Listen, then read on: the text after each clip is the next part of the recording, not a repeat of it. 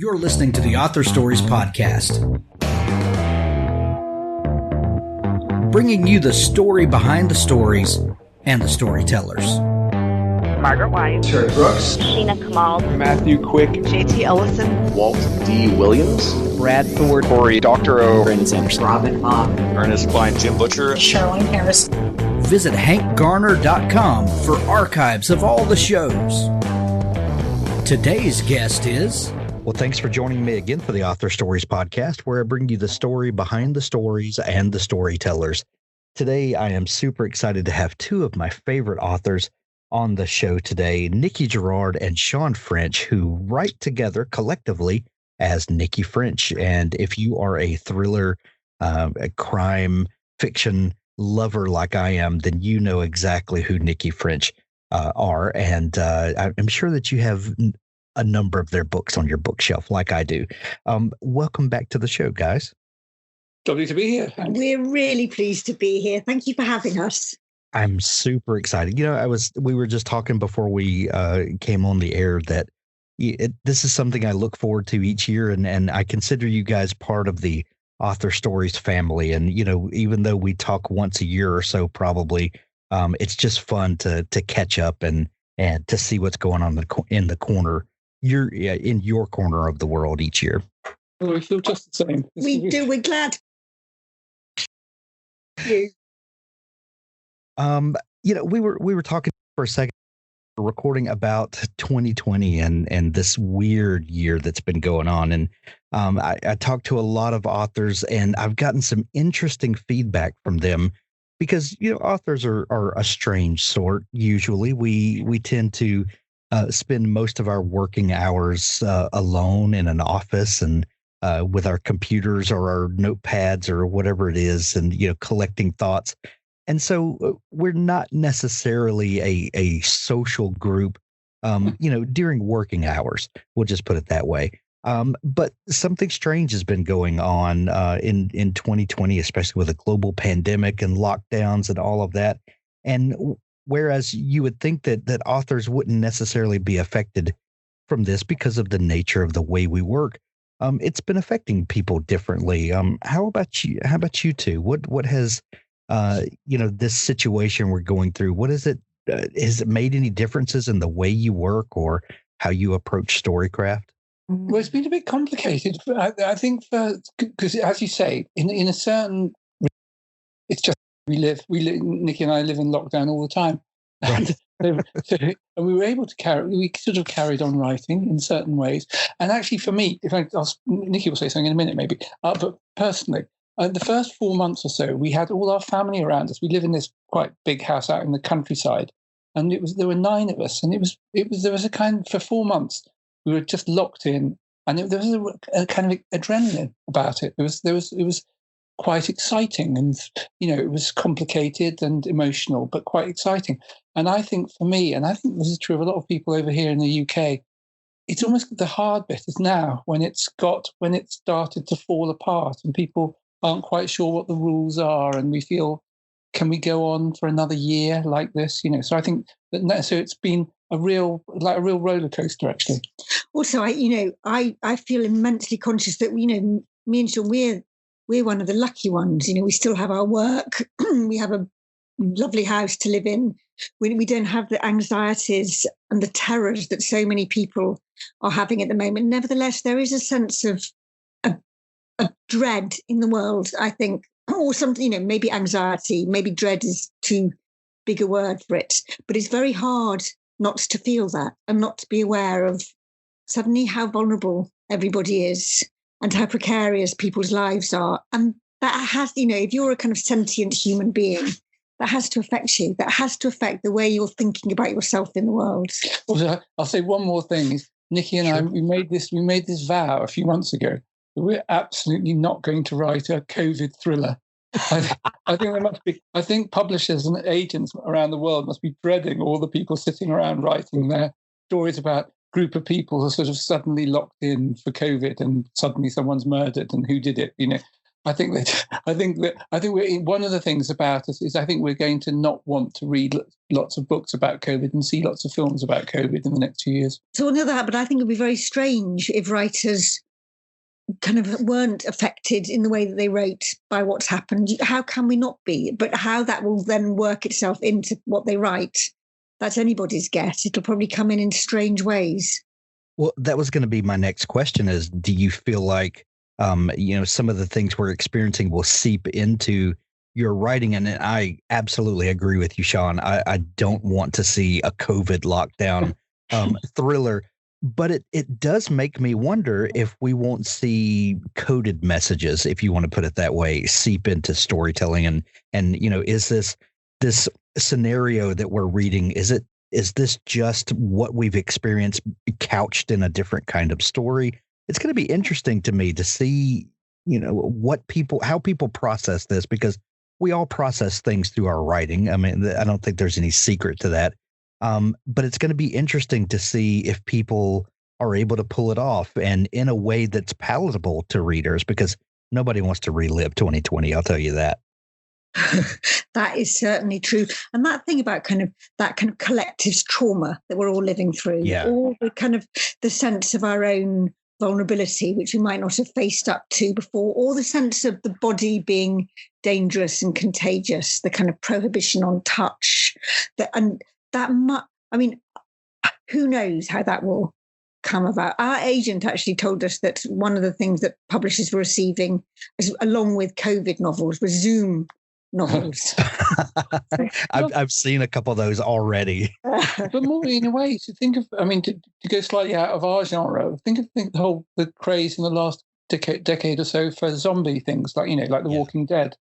And in a way, I think what COVID has been a bit like that we've suddenly seen how fragile our society, how the world we live in is. Things have just failed, and what happens when normal, when we can't go out and when we can't interact, and when there's something invisible in the air. I think that we don't want to literally write COVID novels, but I think people are gonna see life differently. Yeah, I think as you were saying. Well, like you mentioned, the things, over the last decade or so, zombie novels for sure, but there's also been a kind of a glut of YA post-apocalyptic novels, or the genre is just escaping me, where kind of the future of society and how society breaks down. It's going to be interesting to see how people process that. Another thing that I've noticed is that over the last few years, there have been a tremendous amount of World War II historical fiction that's come out, and some really, really great books have come out. But World War II was, 80 years ago or so. Yeah. I'm doing the math off the top of my head. And, one, that's most of the people that are writing that now weren't even alive then, and maybe have grandparents that were alive then. But there's something about getting far enough away from an event that we're afraid of losing those stories. And it seems like writers collectively start, there's kind of a buzz around it again. And I wonder if there won't be a generation or two that looks back at COVID and says, wow, I hope we could do that better if that ever happens again. And maybe some stories come out of that.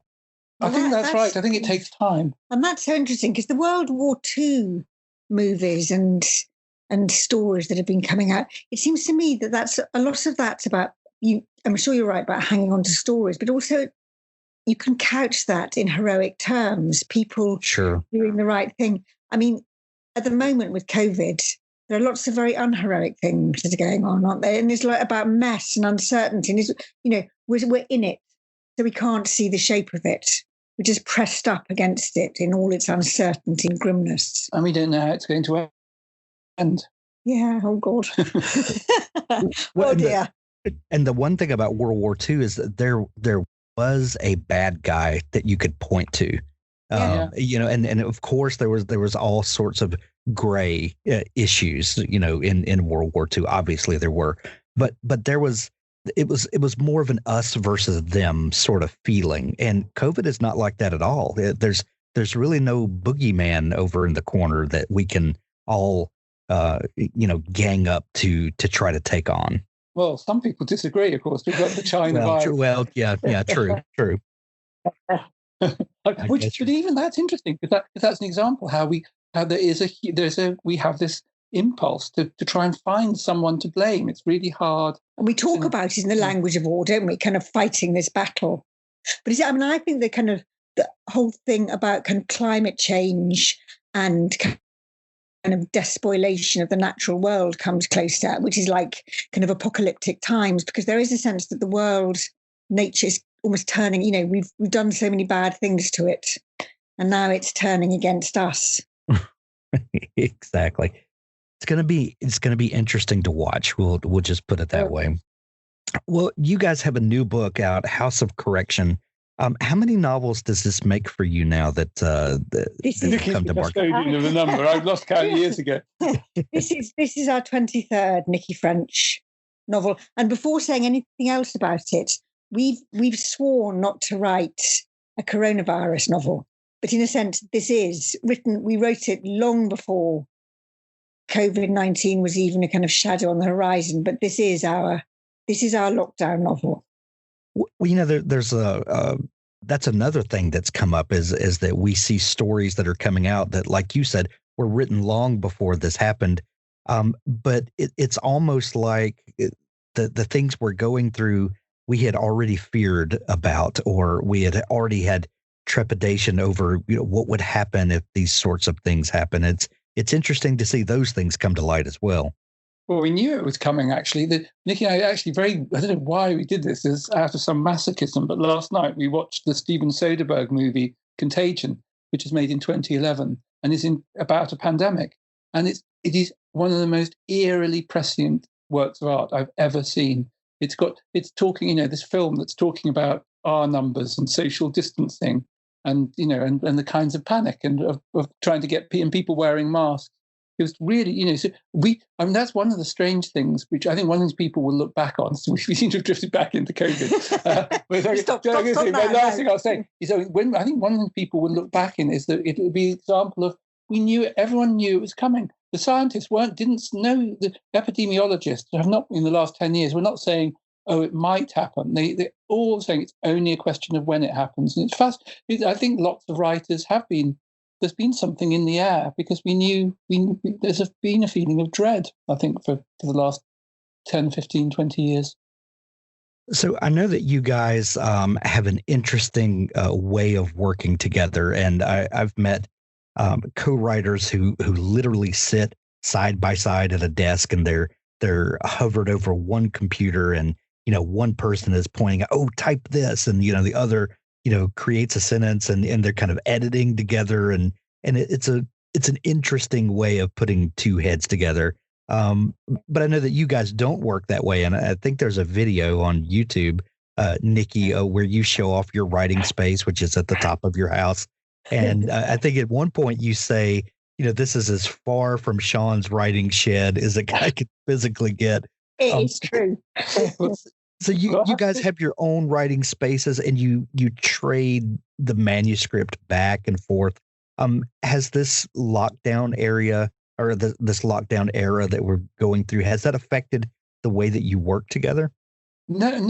We could still have to get as far away as possible. I mean, actually, we are together when we plan the book, and so just at the moment we're planning our next book, and that's very much sitting in the same room. And I can definitely say that if I've got a great capacity to get on Nicki's nerves when we're in the same room, and that's just talking. So if we were writing, I mean, he's writing. That makes me sound terrible. I'm the one to blame. He's very distractible. I mean, in a way, the point. I mean, talking is one thing, and that's really important. That's when we're like free associating and just talking about structure and plans and ideas. And that's really, I mean, in a way, that's great. Then it's really great. I think we can bounce off each other. And you have to, if you have an idea, you have to justify it to the other person. But writing, I don't understand how people can write sitting next to each other, because it's so raw. And also you have to be really free to be on your own and crazy and not think of someone, not have the idea that someone else is going to read it. But then, of course, that's the strange thing is writing something and it's slightly unformed and sending it to Nicki, who's free to then just change and alter it. So, as you said, we've done 23 books, and I find it as bizarre. I still don't understand how we do it, really. I'm glad you brought that up, Sean, because, one piece of writing advice that a lot of people give is to turn off the internal editor and just write freely, because you can go back and edit, but you can't edit a page that doesn't have any words on it. And there's something naturally that comes with someone looking over your shoulder. You're going to second guess yourself, or you're not going to put down that sentence that maybe you only salvage 2 words of, but something is alive in that sentence, but you'll never get that if someone's looking over your shoulder. So that's certainly true for us. And that it would be very self-conscious and awkward and on the surface act. And I think in kind of writing is more about sinking down into kind of the mysterious swamps of the self, if you like, and seeing what you find there. And also daring to fail and be messy and look ridiculous. And also going, and being intimate and being embarrassing and saying things that are, not polite. All of those things you've got to, and I think if you were I think at that point, we did one time when we did our first book, we thought we'd celebrate by writing the last chapter together. And it was a disaster. We started arguing and we became very self-conscious about each sentence. So I think each sentence was a very inadequate, meager kind of sentence that had no roots into anything. So never again. The Novel Factory Online is software for the serious writer. With features like notes that are automatically organized, that means no more drowning in piles of paper, notes, or spending hours organizing digital folder structures. The Novel Factory offers clear, obvious structures for noting down information about plot, characters, locations, and everything else relating to your novel. Innovative features like the roadmap take you from concept to finished novel. The roadmap is an optional step-by-step guide to writing a novel that takes you from the premise to final manuscript and beyond. It draws on tried and true, tested theory that lies behind the majority of best-selling novels and blockbuster movies. Access your writing anywhere. The web version of the Novel Factory can be accessed anywhere you have internet. So you can write your novel on the train to work, while walking the dog, or climbing a mountain. Just log in and all your drafts and notes will be at your fingertips. Go to novel-writer.com to see how this powerful software can unleash your creative side. Use code HANK2020 for 20% off. That's the Novel Factory. Authors, I have a fantastic new service to tell you about. It's called PubSite. PubSite is a service to help you build your very own website, your home on the web, where you can promote your work and give your fans a place to connect with you. PubSite is a website platform that allows every author, regardless of budget, to have a great-looking professional website, developed by the book marketing professionals at FSB Associates. PubSite is the new, easy-to-use DIY website builder developed specifically for books and authors. Whether you're an author of 1 book or 20, or a small publisher, PubSite allows you to build, design, and most importantly, update your website pain-free. No need to be dependent on a designer or webmaster to make a small but costly change to your website. Save the money and do it yourself. PubSite is the best platform for authors because it's a book-centric platform. PubSite was built just for authors and small publishers. Every design, feature, and layout is book-centric. They have customized designs for you to use. It's easy to build. No coding or HTML is necessary to create a stunning, professional-looking website with all the features you want. Get a custom domain name, yourname.com. It's simple to update. You can add all of your books, add a blog and a book tour, sell from any retailer, manage your email list and social media, and even do e-commerce. Build your website with a 14-day free trial, then pay just $19.99 per month, which includes hosting. And we offer packages starting at $499 to set up the website for you. Pub-site.com, the place to help authors find their home on the web. I'm amazed at people that can write together, and your creative process together is it creates stunning work. And so I'm. Well, I just have to say, that's very kind of you, but also myself, if I could go back in a time machine 30 years and tell myself that my main thing, I'd be writing with, I'd be writing novels with Nicki, and that she'd be just rewriting everything I did. I wouldn't. I thought that is what alternative universe that I blundered into.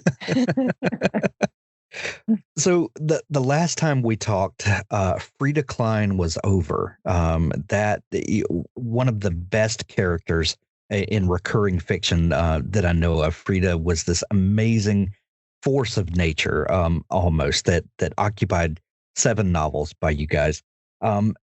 With House of Correction, all of that shorthand that is built into having a recurring character who occupies a world that's already built and has, a cast of supporting characters around her.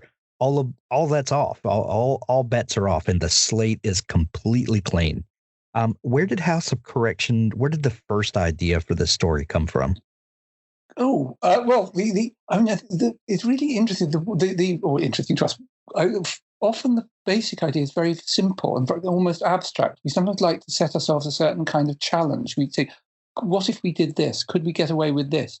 And the simple abstract idea for House of Correction was we thought of a woman having to solve a crime, but the problem of to find out who committed a murder, but with the great problem that she is in prison, charged with that murder. So she'd have to be a detective, but not able to do any of the things that normal detectives do, like going and visiting the crime scene, going and interviewing suspects. She'd have to really almost do it in her own head. And we just thought that we were sort of intrigued by that, just as almost as an intellectual exercise. So that was the beginning. And of course, it changed from that. She's in prison, kind of locked in her cell much of the time, locked in with her own thoughts. People come to visit her, so she does interview them. She gets hold of CCTV so she can look at films.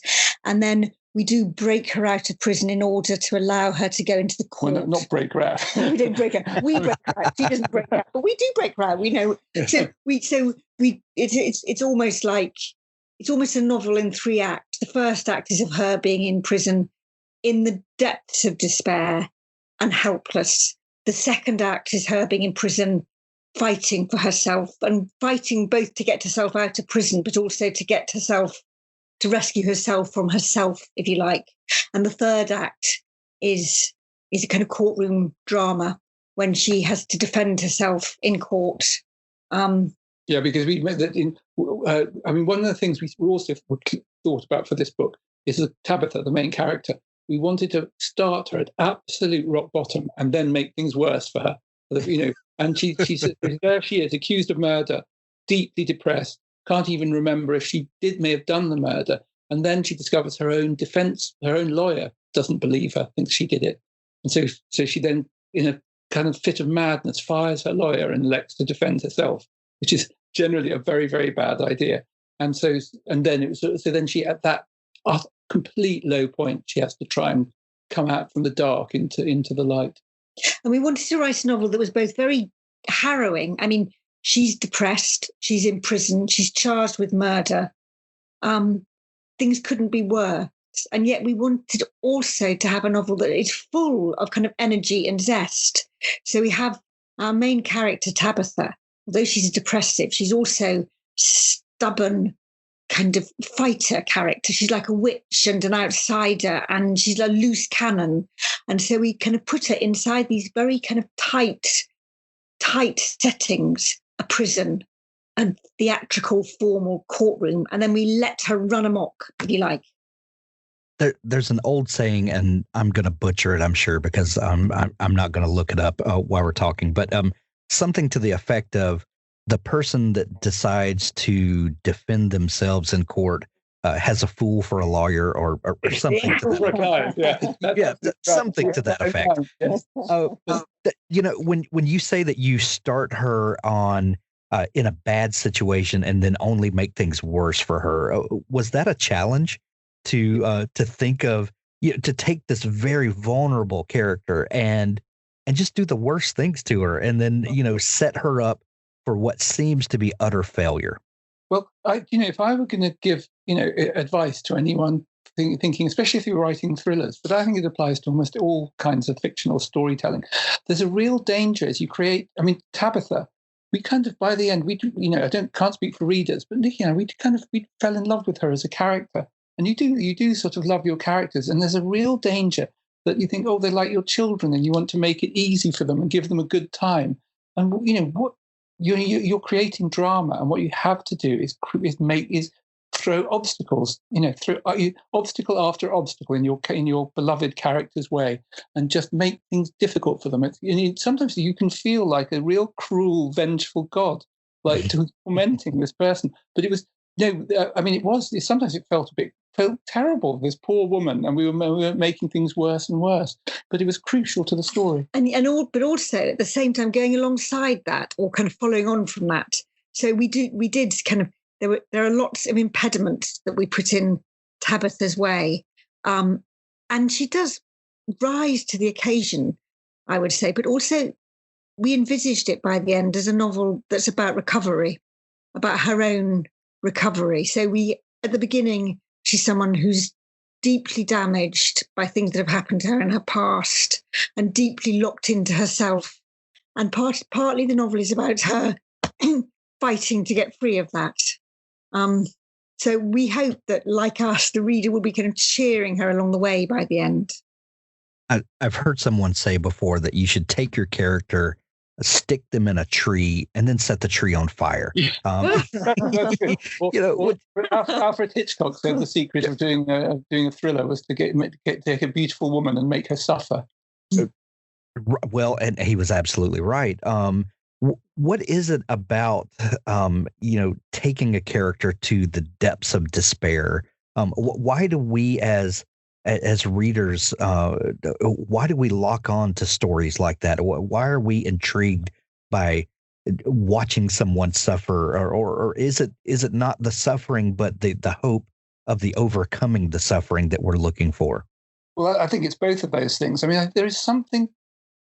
In a way, it's a bit like, why do small children like stories that are about witches and dark forests and ghouls and ghosts? I mean, there's something about, we go to fiction to show people having the extremes. So all of us feel sadness or fear, and there's something about reading about characters who are having that, and the dial is turned right up to 11 in that, and you see them really experiencing everything. So, there's a kind of, for us in this story here, it is to take Tabitha, and she has to go to find the absolute limit of what she can survive. Where she can come back from, and then of course in a way that makes it more, to get back to like the idea in the courtroom. So it's not only her being on trial for her, facing the possibility of a lifetime being convicted of murder and spending the rest of her life in prison, but having to when we made her so she's actually defending herself, so she has to go into this incredibly complex ritualistic world of the British justice system and navigate it, with it. That feels like a sort of, you're constantly raising the stakes for the character, and also we wanted. The British justice system is so kind of pompous and ritualistic and theatrical. There's a kind of comedy of throwing in a character who just doesn't know the rules and keeps breaking them constantly, while somehow just getting by. Also, don't you think there's something about we live so much kind of underneath the calm surface that we've made for ourselves, and when extreme things happen, that surface gets split, and so you see into the heart of people, you see what people are like underneath that decorous surface. Absolutely. I think I know enough about you guys to know that neither one of you are lawyers or barristers, as you guys might say. And you've never done time in a women's prison. So how do you so believably paint this landscape and draw out all of the little details that make this so believable? What did you guys do to prepare for a story like this? Yeah, so we did. So I think the answer to that is research and then imagination. So we have over the years gone into a lot of prisons and done kind of book groups and talked to the prisoners there, both men's prisons and women's prisons. So we know just only from the outside, from walking in and then being able to walk out again, something of what it feels like. I mean, it's terrifying just to visit. Just as a visitor, it is a really grimly terrifying experience. And then with the trial, so that was really an inspiration for the book as well. We wanted to write about those worlds which are very hidden. They're there. I mean, we live in our place in London. It's right. The road that we live on also has one of the big prisons, and it's just there in this middle class, pleasant area. There is this big prison where terrible things are going on, and we wanted to write about that hidden world of terror right in our midst. So there was that. And then also the trial. Well, as a journalist, I've covered some big trials. And then when we were researching this book, we went to the Old Bailey quite a few times and sat through trials. I'm afraid we never found a trial where anyone was defending themselves against the charge of murder, because that is very rare for a good reason. And we did. We almost, I think we got to a point where we could almost have stood up and represented a client ourselves. We really studied the rules, because if Tabitha's going to break the rules and stumble over them, we felt we really had to get the procedures right. Absolutely. A strange thing happens along the way in this story, where all of the fear and the kind of the seeing the inner workings of this criminal justice system is that the reader starts to develop a sort of empathy for the characters and the situation.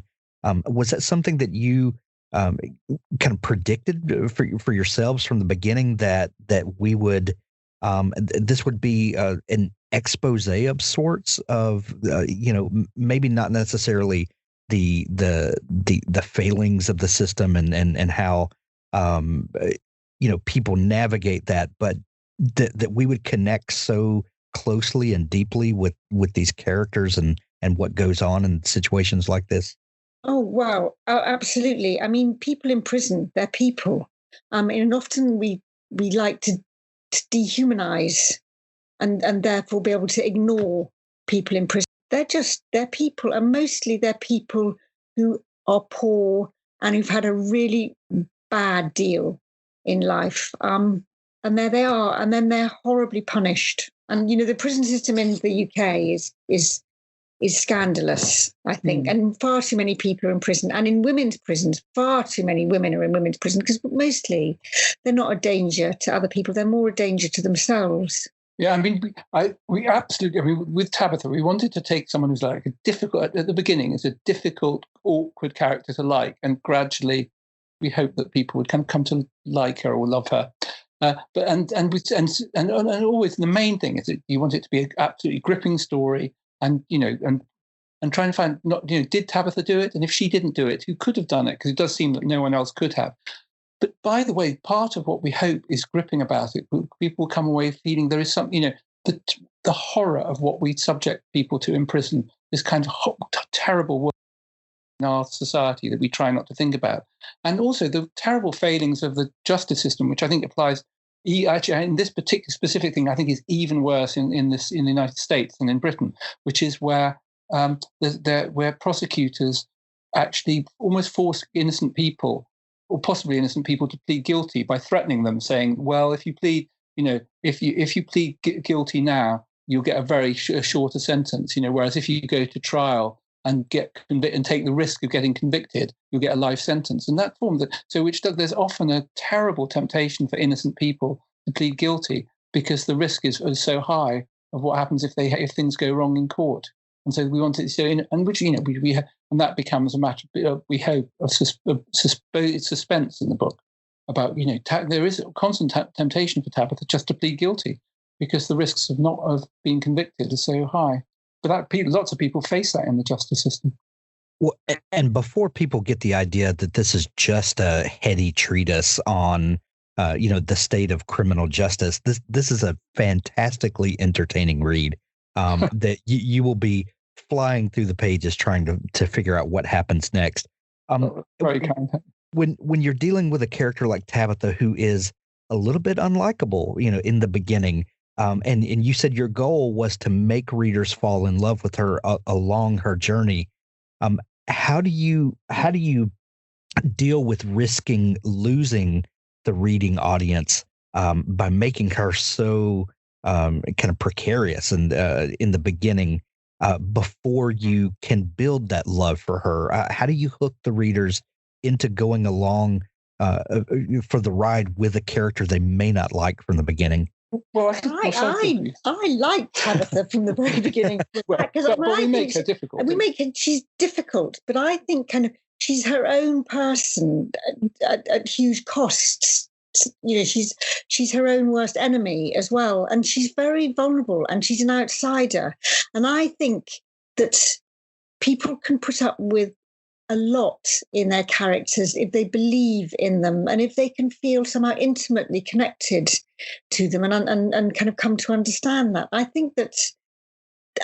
So I think she's kind of prickly and stubborn and not ingratiating at all. But I think that makes her just lovely, really. I want to bring her home and sit her by the fire and give her rice pudding.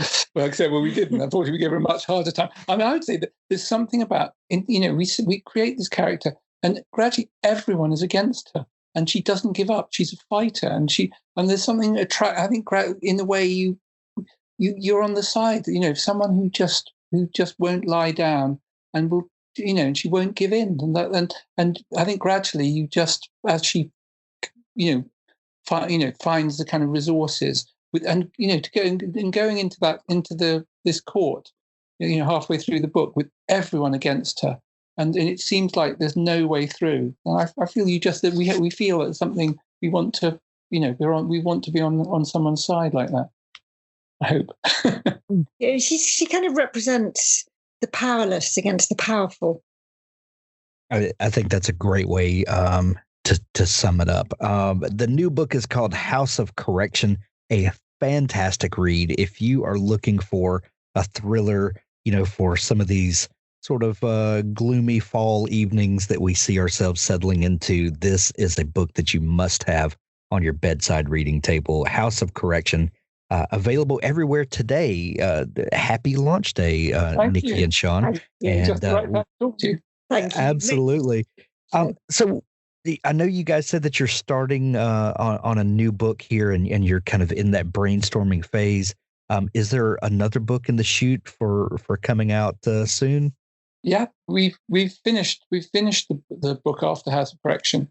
Do you want us to say something about it, or is that absolutely? What? Give us a taste. I could see the starting idea of this book, which we're not quite sure of the title yet. But what it's about is it's about a woman who's got a 3-year-old. She's recently separated from her partner, and she's got a 3-year-old daughter.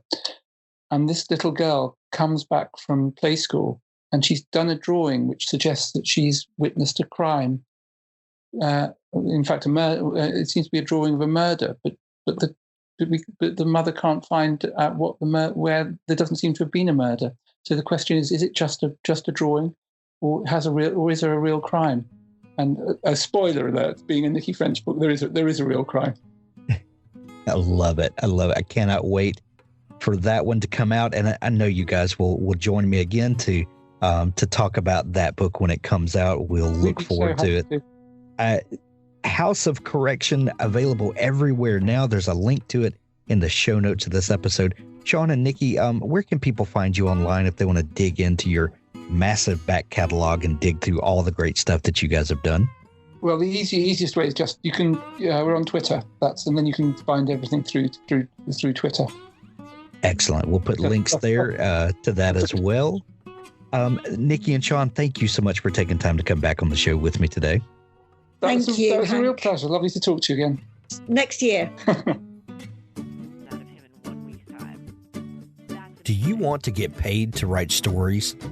Do Do you enjoy collaborating with other talented storytellers? Do you want to work completely remotely and set your own hours? Relay Publishing is looking for writers and editors to work on fiction projects across a range of genres, from thrillers to sci-fi, fantasy, and romance. The Relay process is extremely collaborative, in the same vein as a TV show's writer's room. If you're a story geek, then you'll be on a great team. There are 7 ghostwriting positions and 10 editing positions currently available. Please go to www.recruitment.relaypub.com. That's www.recruitment.relaypub.com for more information on how to apply. Join a great storytelling team today. What Death Taught Terrence by Derek McFadden. Life is a journey. So is the afterlife. At the end of his life, Terrence McDonald must discover its meaning, or he'll be banned from the afterlife forever, and his soul will cease to exist. Join Terrence and those who love him on a poignant and unforgettable journey through a life at once wonderful and harrowing. Learn what Terrence learned. See what Terrence sees. By this provocative story's end, readers may even learn a thing or two about themselves. See why people are saying things like, Derek McFadden writes with an insight few can match. If you like the works of Mitch Albom, I think you'll find What Death Taught Terrence a worthy addition to your library, and the reading of it a life-affirming journey. I found the story immediately immersive, and it stuck with me long after I finished. What Death Taught Terrence by Derek McFadden, on sale now.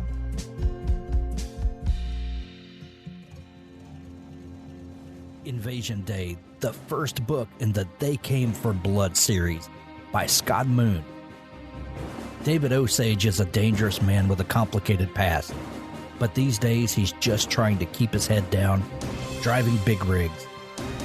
One night he saddles himself with a hitchhiker, a nuisance who's more than she seemed, and that's when everything changes.